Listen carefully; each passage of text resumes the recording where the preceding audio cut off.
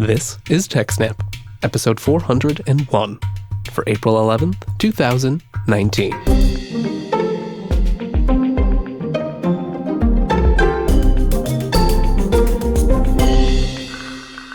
Hello and welcome to TechSNAP, Jupiter Broadcasting Systems, Network, and Administration podcast. My name is Wes, and I'm joined once again by Jim. Hello, Jim. What's up, everybody? Well, it's April, and that means there's an exciting Ubuntu release just around the corner. I've been having a lot of fun evaluating, playing with, using Ubuntu 1904 Disco Dingo. There are tons of improvements, but unfortunately, one thing I've been hoping for, well, it's not going to make it into 1904, and that's installation support for ZFS. And really what we're talking about here is being able to configure root on ZFS right in the Ubuntu installer. There's work going on behind the scenes, but we'll have to wait till at least 1910 to see it. And while that's a little bit disappointing, I still think it's a huge deal that doesn't get enough attention that Ubuntu is shipping ZFS with their operating system. It's compiled, it's ready to go. All you need to do is install a couple userland utilities. I'm curious, Jim, because I know you're both an Ubuntu guy and a ZFS guy. You're doing all kinds of stuff with both of those. Is ZFS en route ready for the mainstream? Should I be evaluating this? Because actually, I've got several system rebuilds. I'd kind of like your advice on how I should be using ZFS. Well, ZFS on root is really attractive, mostly for the ability to, take snapshots and immediately roll them back. So if something goes wrong, like in your package manager, it doesn't happen that frequently with modern Linux distributions, but if you've been around for a while, you can probably think of a couple of times that something has just gone badly wrong when you're installing software, and there's not a real easy way to get the apt package manager out of its wedged condition, where it says, you can't remove this package because I have a dependency for this thing that won't get installed, and you can't install the other one because I have a dependency for that. And you're just like, stop.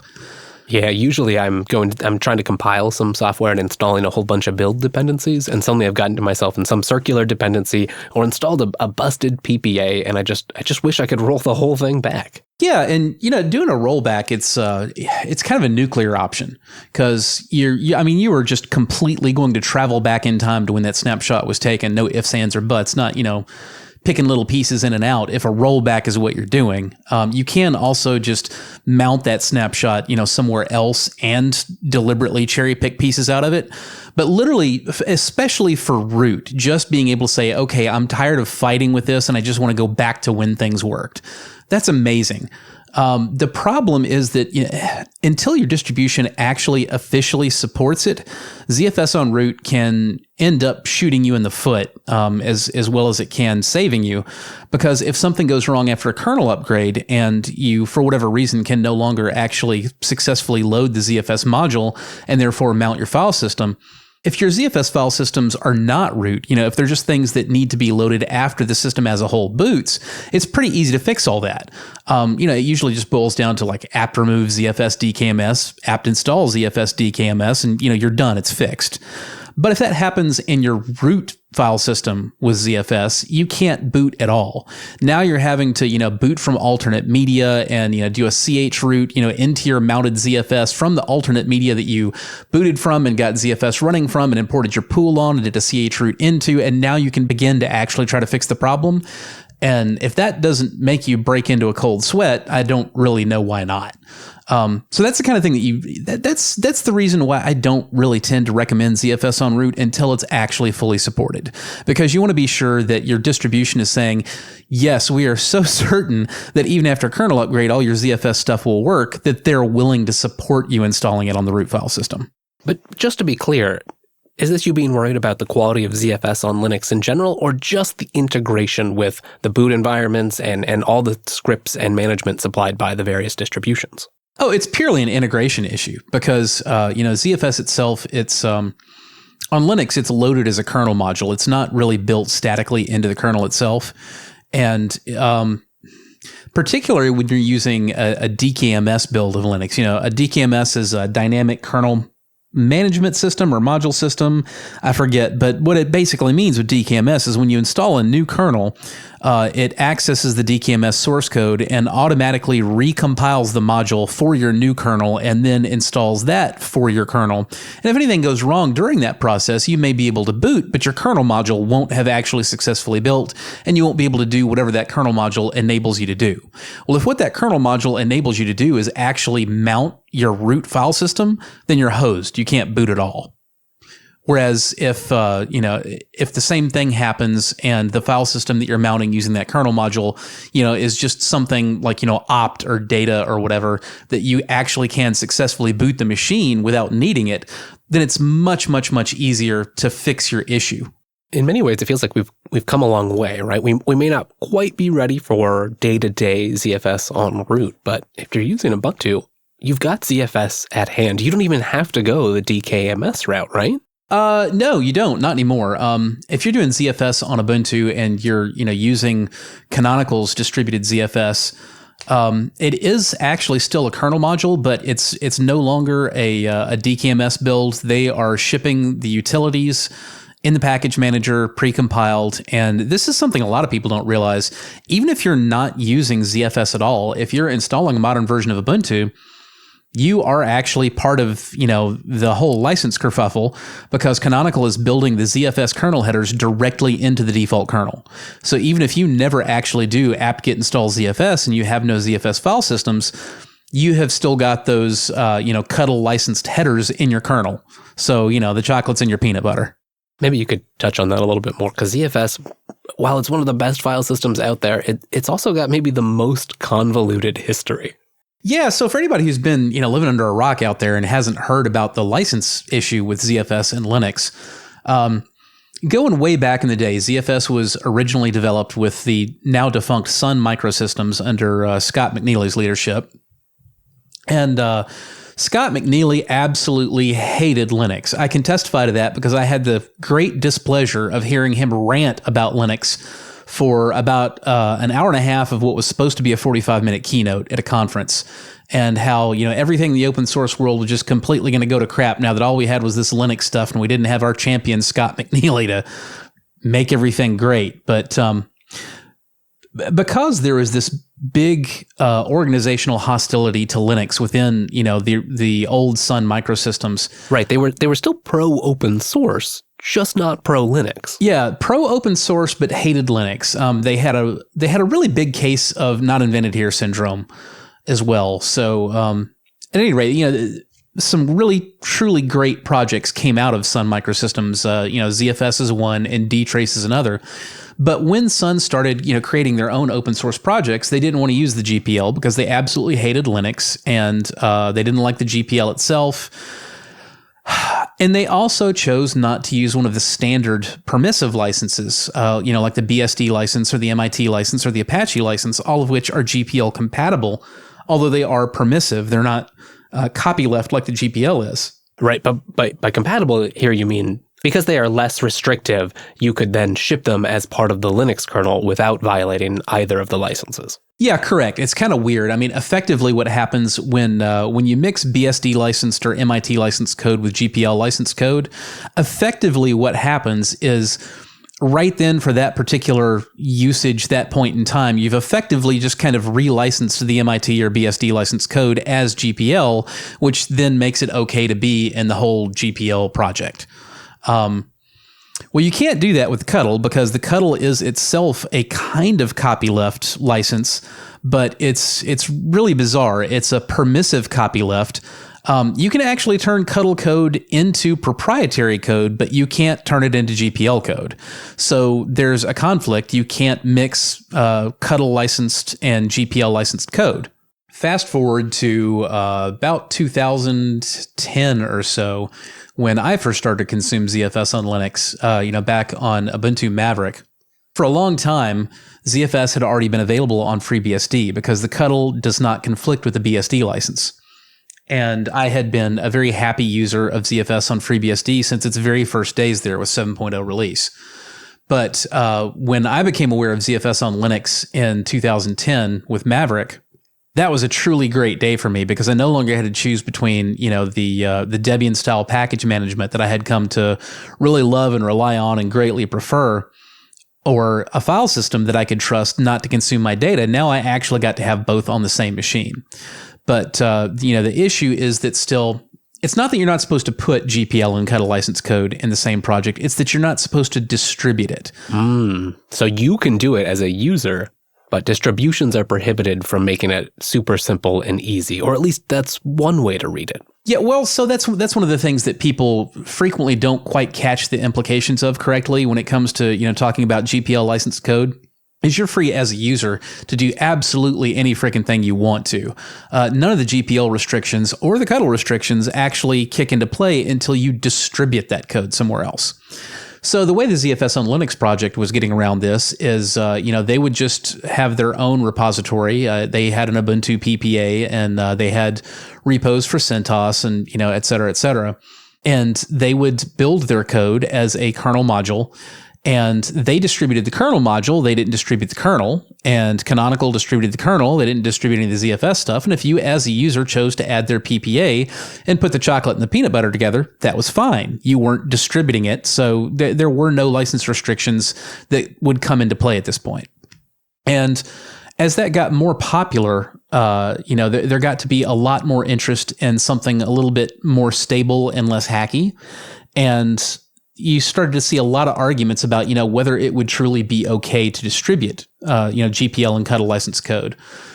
Most of the folks who are really, really super into GPL promotion and protections, they get really, really angry when you talk about this. Say, no, you absolutely cannot mix Untitled and GPL code. It's a license violation, full stop. Don't do it. You'll end up getting sued. It'll be terrible. But, there's kind of an elephant in the room here. Those exact same folks have spent, the last 20 years not suing NVIDIA and not suing, what was before AMD had the Radeon cards. What was the name of the vendor? ATI. ATI, yeah. Nobody sued NVIDIA. Nobody sued ATI. And, those guys are shipping actual, no kidding, fully proprietary blobs as loadable kernel modules. So it kind of takes the wind out of your sails and you're like, oh no, you cannot possibly, mix Untitled and GPL code when, in wide production, people have been distributing, fully binary and GPL code for a long time. And I did a lot of investigation into that myself. I co-authored a presentation with an intellectual property lawyer from my area, and he invested the legal side. And, I kind of gave him some pointers on, where to look into the, the technical parts of it. And Robert came to the conclusion, he said, I think this would fly. I think you could probably get away with literally just building this statically right into the kernel and distributing it and saying, you know what, sue me if you think this is wrong, and we'll go to court and hammer this out. One of the issues is that the GPL, the preamble of the GPL is not a separate document. It is part of the actual license, and it includes really high-flown, plain English language talking about the goals of the GPL in preserving user rights to software freedom and doing what they want with their computers. And Robert, the attorney that I investigated with, for this presentation, he said, I think you get that in front of a judge. I think you've got, a really strong case that, the decision is going to end up being that, we do have some conflict here, but clearly doing this adheres to what the stated goals of this license are. So yeah, we're going to let that go.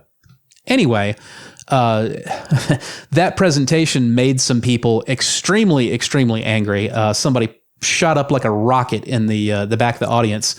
One of the folks actually who's been involved in almost every GPL enforcement suit in history. But with that said, I clearly was not Robert and I were clearly not the only ones to see this, because Canonical a few years later just said, you know what, the heck with it. It's 2016 and we're just going to ship ZFS. And, again, there was a lot of angst, Sturm and angst and drama and, people threatening all kinds of things. But I think it's worth noting that, it's now 2019. It's been, more than 3 years, and there has not been a single lawsuit. And in fact, again, although the ZFS library itself is still distributed as a kernel module, the headers are built statically into the kernel. So Canonical is not just distributing the kernel and distributing ZFS. kind of, separately. They are with every single kernel. They are distributing a kernel that includes, it's just the headers, but still it's kernel license code built directly into it. And nobody has sued. And there's a good reason for that. All right. Well, Ubuntu's made it practical. There's obviously still some concerns. If I'm the user, despite those concerns, why is ZFS worth using? Linux has all kinds of different file system. What makes ZFS different? Well, so first off, if you're a user, you don't have any of those concerns whatsoever, because as a user, you haven't violated absolutely anything by using that code. If you're a distribution, you have some concerns about code that you're distributing, but as an end user who has received that code, no concerns whatsoever. None. You're within compliance on both licenses. I want to make that perfectly clear. The first thing that drew my attention to ZFS and made me absolutely certain that I wanted it is that it has an incredible record for keeping data safe and not corrupt. When I first became aware of ZFS back in the FreeBSD days, I saw Jeff Bonwick from Sun, his blog posts, and he mentioned experiences that he had, during the development of ZFS when he was using it on a machine. And this machine had 2 hard drives in it, configured in a mirror. And unbeknownst to Jeff, one of those drives was not only bad, but just incredibly, evilly, horribly bad. Actively corrupting things. Yes, he had accumulated more than 10,000 on-disk data errors. Oh my. And had not realized it, because what was happening is, ZFS actually stores a cryptographic checksum of every single block of storage on the drive inside that block. And every time you read or write a block, that checksum is, either created or calculated, and the data is verified against it. So if you've got a hard drive that's corrupting data, or if you've got, a dodgy SATA cable that, bits are getting flipped along the line, in the wire on the way to the machine or whatever, ZFS is going to detect that, because ZFS incorporates an extremely effective cryptographic checksum. And when you check your data against that checksum, the odds are incredibly low that you can have corrupt data or a corrupt checksum in such a way that they still match. One thing that stands out to me, too, is ZFS is actively checking stuff, right? Like you said, some file systems, you have to specifically ask to go check all the integrity for the data. But as you access data and as you write data, ZFS is doing that. Well, actually, it's a little worse than that. Most file systems cannot check this at all. File systems that have, FSCK, file system check utilities, they can go through and they can look at their metadata and see, does this metadata make sense? Or do I have like pointers that go nowhere, or, garbage that just doesn't fit the pattern of what I logically could expect here? But as far as your data goes, they have no idea. They're not checksumming your data at all. One thing that a lot of people tend to get a little wrong, and they get excited when you talk about ZFS and data degradation. They say, oh, well, that's not necessary because my hard drive already does that.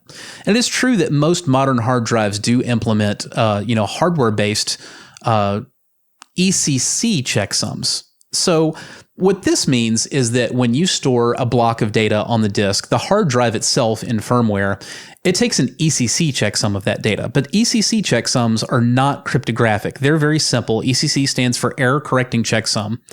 And an error correcting checksum can only detect one single bit flip, guaranteed. If you flip 2 bits in that block, the odds are incredibly good that what you'll end up doing is you flipped 1 bit from 1 to 0 and another from 0 to 1, and the checksum actually still adds up.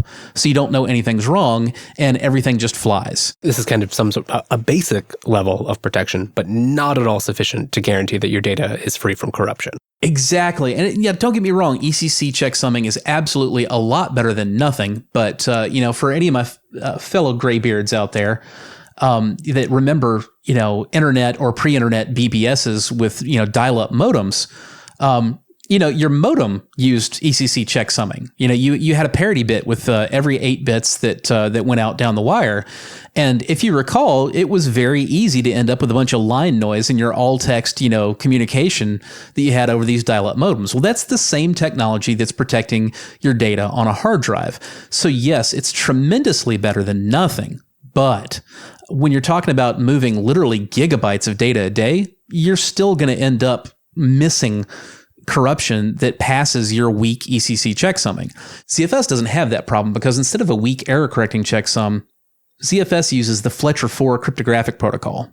Again, it's cryptographic. It's not error correcting. Now, one of the other differences there is, the error correcting in ECC really does mean something. You can use the parity from an ECC checksum to repair a block that, again, only has one bit flipped. If more than one bit has been flipped, you can't repair it with using the checksum.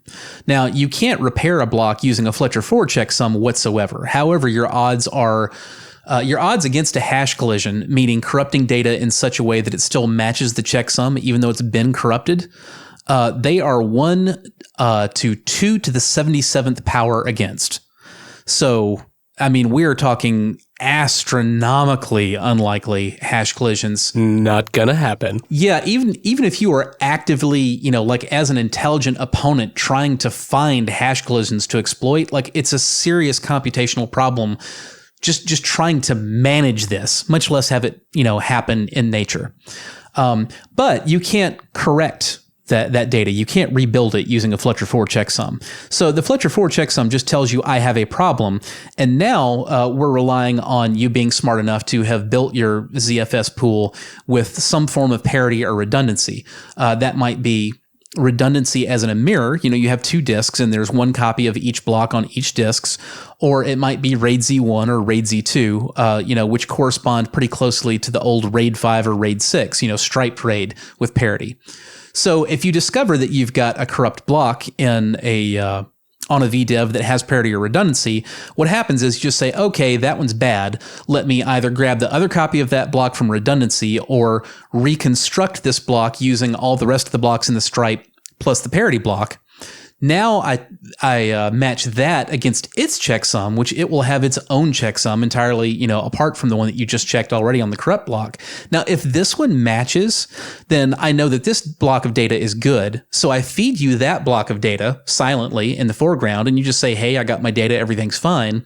And then quietly in the background, I overwrite that corrupted block with the new good copy that I rebuilt from parity or redundancy. And I just increment the checksum error column on my zpool status by 1.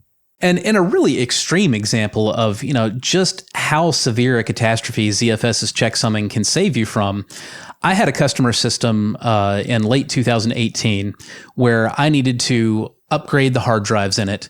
And I discovered that I had a massively failing hard drive in the pool that all of their virtual machines were stored on. And I had started a scrub before I did the upgrade, and I just saw the checksum errors climbing and climbing and climbing on one of the 2 SSDs in the pool. And I actually took a picture with my camera because, I'm in text mode, like I can't take an actual screenshot. But as I was watching this thing climb, it broke 1 million errors from one of these drives. And it's still down at the bottom of the zpool status, it says no known data errors because it just corrected all of this from the other drive in the system.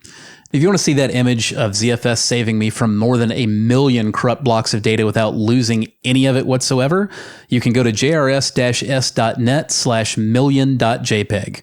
1.17 million errors from the second SSD in the pool and no known data errors. That is incredible and should probably be more than enough reason to make anyone listening want to use ZFS. Yeah, and again, we're not talking, some dodgy old Western Digital green hard drive on its last legs here. This was actually an Intel 480 gig solid state drive. So that solid state disk, it really was an outlier in just a number of ways. I mean, not only did it have 1 million blocks of data corrupted, it had a lot more than that corrupt because, these SSDs are also using error correcting checksums, and that was 1 million errors that made it past the basic line noise filter, right? But that's not typical. It's a lot more typical to see 1 or 2 checksum errors, on a drive in the space of 3 or 4 years. But, just 1 or 2 checksum errors, a couple of bits flipped here or there, they can make a bigger difference than you would think. If you want a more visual example of this, you can go to the Wikipedia article on data degradation, and you'll actually see an example that I cobbled together for Ars Technica a few years back. You can see a picture of my son with 1 bit flipped, 2 bits flipped, and then finally 3 bits flipped. And with just 3 bits flipped and a 326K JPEG, the image, you almost can't even make out what's in it. That's a horrifying thought to someone who has way too many JPEGs sitting on several hard drives, right? And often those are important files that are some of your memories. We don't have big boxes full of photos anymore. We have hard drives full of JPEGs. If you're not actively taking care to preserve them, well, they're probably already gone. Yeah, I think a lot of people don't realize it, but JPEGs on storage that's not actually actively maintained and cryptographically checksummed in some way like ZFS does, that's going to be the equivalent of what Polaroids from the 70s are like now. Yeah. You can, maybe you finally remember them, but they're not worth looking at anymore. Now, the final thing I want to mention, the final misconception that people tend to have is they think, oh, well, that's okay because, my regular RAID will keep me safe. If I have corrupt data and I've already got a RAID mirror, I've already got RAID 5, and it'll just reconstruct that data from parity or redundancy there and I'll be fine. What you don't realize is that RAID array, because it's not actually checksumming these blocks, it has no idea when it's feeding you corrupt data. It may, in fact, be entirely possible to reconstruct a good copy of a corrupt block from parity on a RAID 5 array for redundancy on a mirror, but the file system has no idea what it fed you as garbage, and so it's not going to go try to reconstruct it for you either. Right. There's no safeguards. Now, if it's all good, then things will work. But at any point, if corruption enters the system, there are no checksums being kept, so there's no way to keep track. Yeah, and I should mention the Wikipedia article on data degradation doesn't appear to mention it, but in the Ars Technica article that I originally wrote when I did that demonstration with flipping a few bits in that picture of my son, I actually did that flipping on a conventional RAID mirror, and it didn't detect it. The other thing that comes to my mind immediately is just thinking about backups, right? Like you need to test your backups. One of the reasons that you want to do that is because it's possible to have corruption there, and you might get a bad system restore state, or possibly you've got corruption in production and suddenly you're taking backups that are worthless. And even if you didn't have a way to immediately fix it, just having the property of knowing when you have corruption, that's all the better. So yeah, one of the things that people who are experienced in the more sysadmin side of backup should hopefully realize is that a good backup system is going to already include some kind of parity so that you can check your backups for validity. That may include a parchive is one of the more popular formats where you have separate par files with separate checksums of all your files so that you can go through later and you can read in every file and you can read in the checksum for that file and you can make sure they all match. And that's a fine system as far as it goes, but it's pretty computationally and storage-wise expensive. It doesn't always scale very well, and it's very easy to just ignore it and you're like, I'm not going to actually do that, whatever, maybe we'll deal with it later. It's a lot easier to do this kind of thing with ZFS. In fact, modern ZFS distributions, they ship with a cron tab already enabled that scrubs your system once a month. And what a scrub is, it just reads every single block on the system and it compares it to its checksum. And if it finds a problem, it increments the CK sum counter, rebuilds from parity or redundancy, again, assuming you have parity or redundancy, and corrects it, and you go on about your way. And you can do that both on the production system and on your backup system. That's a great explanation of just the incredible bounds that ZFS goes to try to keep your data safe. And I think it also kind of brings up the next, or one of the next points we could touch on. And ZFS is designed to be administered. It knows that, there is going to be a user involved here, and it's not arcane. It has a whole set of tools that you can use to configure and monitor it, like zpool status. Maybe this is a good time to touch on a little bit of some of the ZFS basics, because part of the way it achieves all this magic is it's got a structure all its own. So the overall topology of ZFS, your top level object is called a zpool. And the zpool is the entire storage array containing all of the file systems and block collections and whatever else that you might have in storage. Now, zpool consists of one or more VDEVs. VDEV is as in, Victor, Delta Echo Victor. It's short for virtual device. And the reason that it's virtual device is because the simplest type of VDEV is a single disk, whether it be, an old school Rust hard disk or it be a more modern solid state disk. Still, that's a single disk VDEV. But VDEVs don't have to just be single disk. VDEVs can also be mirrors, which is similar to the old, RAID 1, where you just have a copy of each block on multiple disks, and that can be any number of disks wide. You can have a 2-disk mirror VDEV. You can have a 16-disk mirror VDEV if you want, although you'll be one of very few people if you do. You can also have a RAID Z VDEV. Now, RAID Z is a striped topology. RAID Z1 is similar to RAID 5, where say you've got 5 disks in a RAID 5, you have 4 disks worth of data and then 1 block of parity for those first 4 and each stripe across those 5 disks. RAID Z1 works much the same way, where entirely apart from the ZFS checksums, you've got, traditional stripe. You've got 4 blocks of data and 1 block of parity in each stripe on the VDEV. Now, one way that RAID Z is a lot superior to the old RAID 5 or RAID 6 is it's possible to do a partial stripe write. Now, what that means is, with traditional striped RAID, let's say that you've got, a 12 disk wide stripe, but you only need to write 4K worth of data. That's a single disk block, right? It fits on a single disk. You're still unfortunately going to have to light up all 12 disks on your RAID array to write a full stripe with traditional RAID 5 or RAID 6. Now with a RAID Z, it can do it's got variable stripe width. So if you have to write 4K worth of data right now, on a RAID 5 array, no matter how many disks wide it is, you only have to light up 2 disks. You have to write up 1 to write the data block and 1 to write its parity.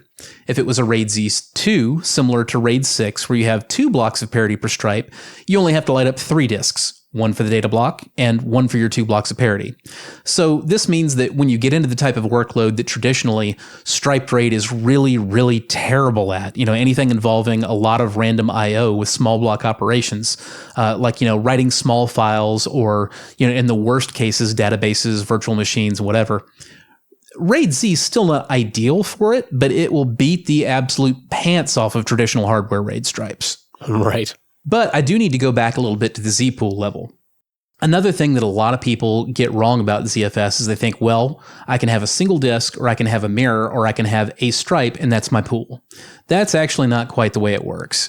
You can have any number of these VDEVs in a pool. If you remember, I said a pool is made of 1 or more VDEVs. So let's say you've got a server that has 12 disk bays in it. You could certainly make a single RAID Z2 VDEV that was 12 disks wide, and you could make that be your pool. However, your performance would not be ideal on that because the performance unit that most people bind on when they're looking for a highly performant storage array, it's actually not throughput. Throughput's measured in megabytes per second, and it's under ideal conditions just how much data can you fire hose on or off of that storage array. But that's not usually what people bind on with most workloads. What most people bind on, even with solid-state disks, isn't throughput, it's IOPS. Now, IOPS is an acronym for I/O operations per second.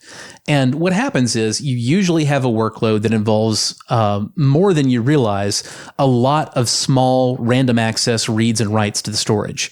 And remember, that's that thing that I said that striped arrays were really, really terrible at. Well, when you're trying to calculate your storage needs, the thing that a lot of people don't realize is that for a striped array like RAID 5 or RAID 6 or RAID Z1 or RAID Z2, your IOPS does not trend towards the total number of disks. It trends towards the performance of a single disk, no matter how wide the stripe is. In fact, it actually gets worse the wider the stripe is, because what you're really trending down towards is the performance of the slowest disk in the stripe. And that doesn't necessarily mean, one disk is a different model and it's slower than all the rest. There's a little bit of variation in, the latency involved in any given operation on any given disk drive. And so you're going to trend down towards whatever happens to be the slowest disk out of all the disks at that particular operation. So you really get way down into the weeds quick. Now, you can kind of hedge your bets here. Let's say again that you've got this same 12 bay server and you don't want to go with, just mirrors because you're like, well, I need to get more storage capacity out of that. I really want to do striped arrays and get, a little bit more data storage for my money out of this thing. Right. You're always, there's a little bit of trade-off sometimes between redundancy and pure storage capacity. Absolutely. But what you can do is you can have 2 6-disk RAID Z VDEVs in your pool. You could have 6 2-disk mirror VDEVs in your pool. And what happens is the pool actually distributes reads and writes across all the VDEVs in the system. So if you have 2 6-disk RAID Z VDEVs in your pool, now you're going to trend towards the IOPS of 2 disks, not the IOPS of 1 disk. So this is a big improvement for anything that involves a lot of random I/O. And of course, your optimal configuration, if what you really want is just complete pants-staining performance is going to be a pool of mirrors. Now, pool of mirrors is similar to the old hardware RAID 10. In our 12-disk hypothetical server, a pool of mirrors would typically look like 6 2-disk mirror VDEVs. And what you get there is you get the write IOPS profile of 6 disks, and you get the read IOPS profile of all 12. Because ZFS, when you ask for a block that's on a particular VDEV, it can fetch it from either one of those 2 disks and leave the other one available for some other parallel operation. Now, one thing I've heard is it can be tricky to grow ZFS arrays. Is that true? Are there things I need to think about when I'm in this planning stage to make sure that I can scale this array as time goes and maybe I get some bigger disks? Yeah, there absolutely are. So people get pretty confused with the whole grow terminology. I don't really like it a lot. What you can do with a lot of conventional RAID types is you can reshape the arrays live.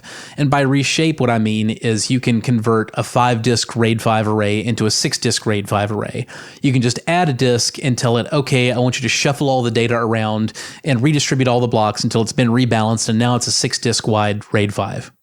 That's the thing that you can't do with ZFS. You cannot start out with a 5-disk RAID Z1 and say, okay, well, now I want this to be a 6-disk RAID Z1. Please redistribute everything around there. If you want to do that, you're going to have to back up all your data, destroy the pool, recreate it with the new disk as whatever topology you want, and then restore all your data. You also can't just add another disk and say, well, instead of being a RAID Z1, now I want to be a RAID Z2. Doesn't work that way. Again, you'd have to back up all your data, destroy the pool, and then restore from backup. Now, the thing that you can do with ZFS, you absolutely can replace older, smaller disks with newer, larger disks. The capacity of a VDEV, whether it's RAID Z or whether it's a mirror, it's going to be based on the size of the smallest disk currently live in the VDEV. So let's say you've got a mirror VDEV with 2 old 1 terabyte Western Digital hard drives. You can replace one of those disks live with a new 4 terabyte hard drive. And ZFS will then need to resilver, which means copy, all the blocks back off of the surviving member of the VDEV onto the new one. Once it's done that, you still only have a 1 terabyte mirror VDEV because you still have one remaining old 1 terabyte disk. But now when you offline that disk, replace it with another 4 terabyte disk, ZFS resilvers again. And once it's finished resilvering, now you only have 4 terabyte disks in your VDEV. Now that has become a 4 terabyte VDEV. I see. So once you've added that final disk, then you can light up all the additional capacity that you've slowly been adding. Correct. And there's actually a ZFS setting that controls whether that happens automatically or not. But in modern ZFS distributions, that defaults to on. So you don't really need to do anything special. Once you've replaced the last disk in your VDEV, it'll automatically resize. Now that does lead into another topic. When it comes to planning for expansion, and you should always plan for expansion. It's okay, and one perfectly valid plan for expansion is, well, I've built this server to be what this server is going to be. I expect it to last me for 5 years, and in 5 years I'm going to build a whole new one and move all my stuff over to that and decom the old one. That's what a lot of businesses do. That's what a lot of businesses should do, more than actually do it that way. That may be a little too grown up and expensive for a lot of folks, whether, business or hobbyist. You may not be able to or want to afford, the idea of saying, hey, I have to take on this giant expense of just building a whole new server, every so many years. But that's where planning properly from the get-go can really help you out. A lot of people are tempted, as I've said, towards those big striped VDEVs. They say, hey, well, I want to get the most possible storage for my buck. So I've got these 6 bays. I want, 1 RAID Z array on there, and I get 5 disks worth of storage out of my 6-disk array. I certainly would rather do that than do mirrors and only have 3 disks worth of storage out of my 6-disk array. The thing about that is, a few years down the line, when you start to feel cramped on that 6-disk system and, you want to start upgrading, now you're looking at having to replace every last one of those disks, one in a row. You can't do, multiple them at once. You have to do them one at a time, wait for each one to finish. You may actually be in the process of resilvering and swapping drives for more than a week before you're done, before you actually see any increased data. On the other hand, if you had started out with a pool of mirrors and you had 3 2-disk mirror VDEVs, now you only have to do 2 resilvers before you see increased storage available. And, if this is a case where, like with a lot of people, by the time you want to upgrade, you may be talking about a really serious increase in the amount of capacity available, on a cheap drive. I built an awful lot of systems with 1 terabyte drives, back in the day that, are coming up due for drive replacement now. And what I paid for 1 terabyte disks back then, you can get 6 terabyte disks now for the same cost. So that's a huge increase. And, in those systems, if you had this 6-bay server and 3 VDEVs, you could only replace 2 of those disks and immediately have gone from 3 terabytes worth of storage to now you've added an additional 8 just by replacing those 2 disks. And the resilvers happen a lot quicker with mirrors than they do with striped VDEVs. So you can reasonably expect to get done with a resilver of a 1 terabyte mirror VDEV. You can reasonably expect that to finish in maybe 2 or 3 hours, where resilvering a disk from a wide stripe might take you, days. So it's a big deal when it comes in terms of, how can I live with this thing in the future without having to really kind of stretch my logistics capability to cover what I have to do in terms of single big purchases and, long running operations.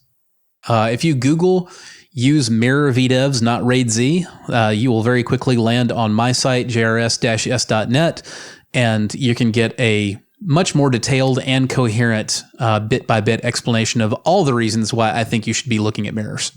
Do you have any other advice for the person just about to set up a new ZFS system? Or maybe are there some places that you just wouldn't use ZFS?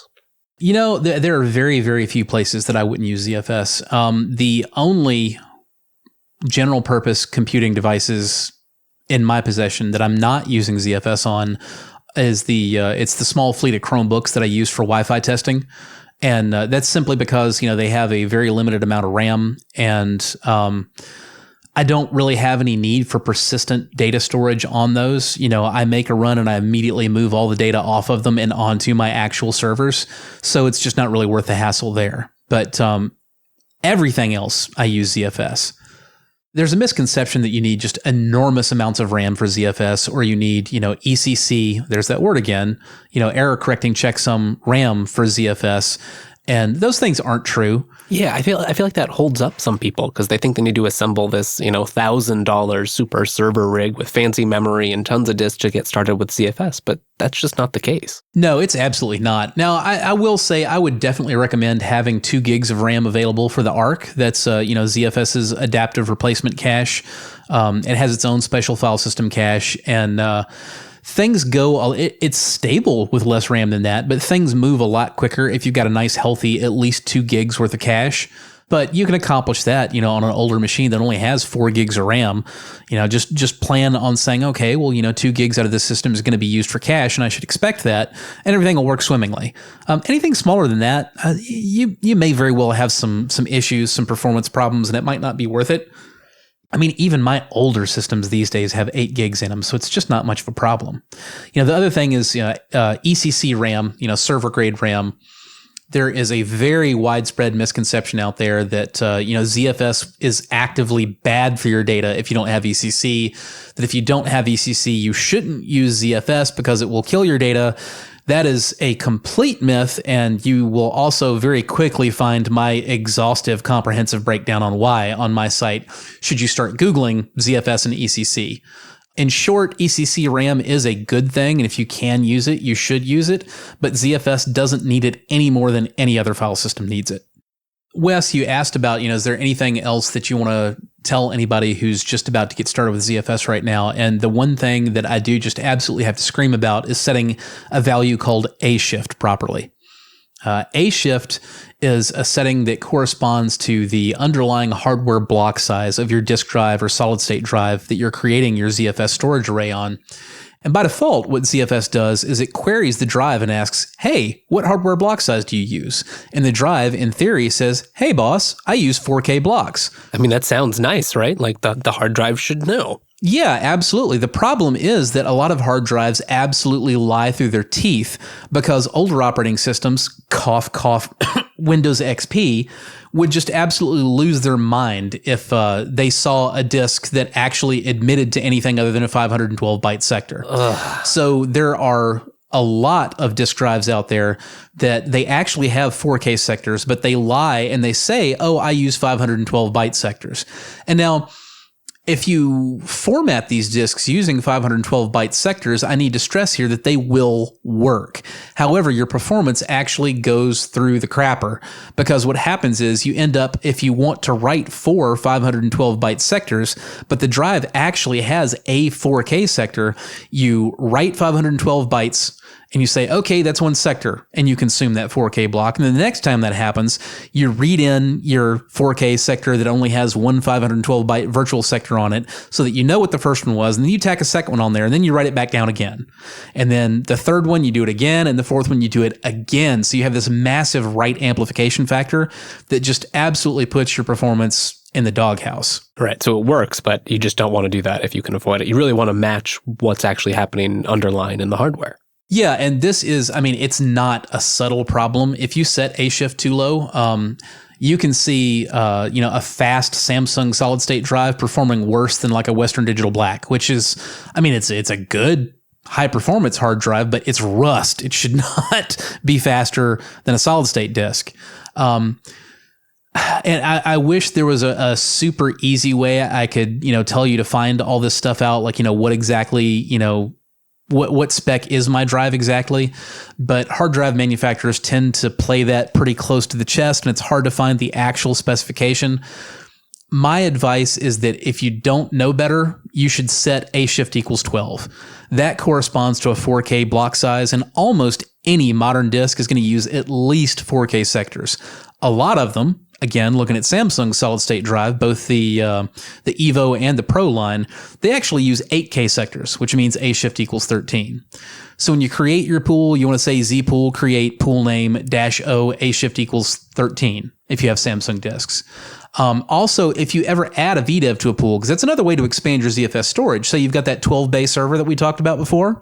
Maybe you only put 6 disks in it to start out with, and you say, well, I want to add another new 2-disk mirror to the pool now.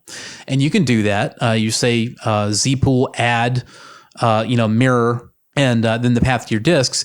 But the ashift is actually set per VDEV, not per pool. So whenever you do that, you again also need to specify your ashift to the correct value. Well, if somehow after all this you're not convinced ZFS is the secret weapon you've always been needing, Jim, you're giving a talk that should have even more details, right? Coming up at Linux Fest Northwest. Absolutely. I'll be at Linux Fest Northwest on the 28th of this month, and I'll be presenting at 3 o'clock on getting the most out of ZFS, why you should use it, and how to get more of it if you already are. And we will go into much deeper detail on the inner workings of ZFS and how to tune it for better performance and more efficiency. I'm looking forward to it. If you'd like more Jim, you can also follow him on social media. He's on Twitter at JRSSNet. I'm there too. I'm at Wes Payne. Thank you all for joining us. We'll see you right back here next time.